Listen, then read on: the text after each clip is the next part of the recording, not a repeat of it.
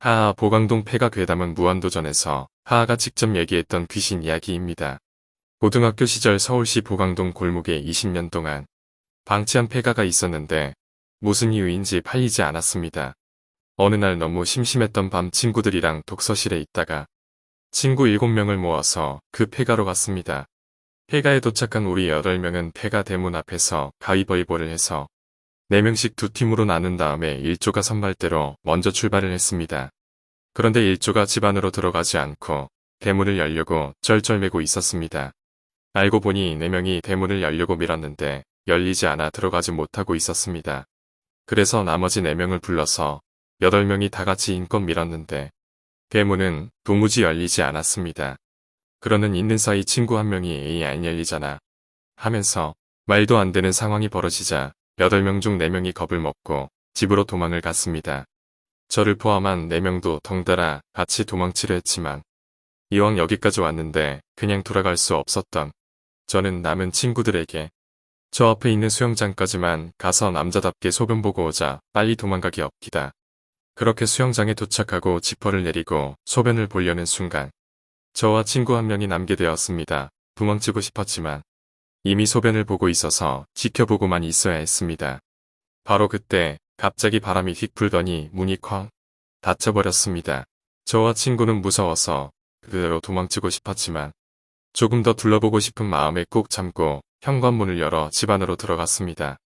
그리고 저는 친구 손을 콱 잡고선 우리 절대 먼저 나가지 말자고 약속을 하고 이리저리 둘러보고 있는데 갑자기 제 뒤에서 뭔가가 다가오고 있다는 느낌을 받아서 친구를 버리고 혼자서 도망쳐 나왔습니다. 혼자 도망쳐 나온 게 미안했던 저는 집으로 가지 않고 대문 앞에서 친구가 나오기를 기다렸습니다.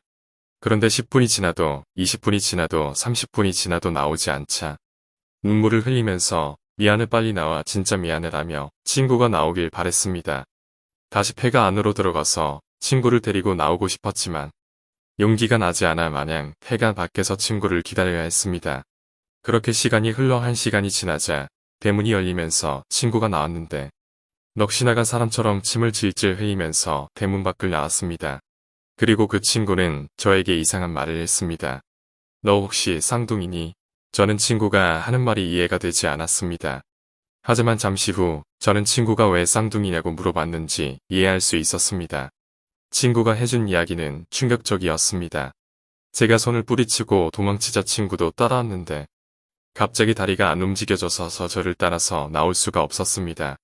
그때 뭔가 싸늘한 기운에 순간적으로 뒤를 돌아봤는데 2층의 꼬마 아이가 친구를 노려보고 서 있었습니다. 친구는 이 시간에 꼬마 아이 혼자 폐가에 있는 게 사람이 아니라고 생각했습니다. 바로 그때 꼬마 아이는 순간이동을 한 것 마냥 2층에서 친구 눈앞에 서더니 절대 얘기하지 마. 섬뜩한 말을 하고 등을 돌린 채 대문 쪽으로 걸어갔습니다. 그 순간 친구는 몸이 움직일 수 있었고 문득 꼬마 아이가 있는 쪽으로 가야만 살 수 있다고 생각이 들어서 천천히 뒤를 따라갔습니다.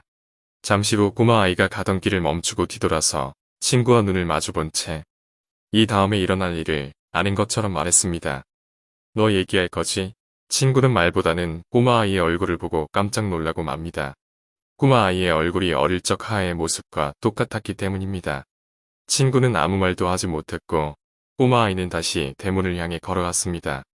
그리고 친구는 무사히 대문 밖을 나올 수 있었습니다.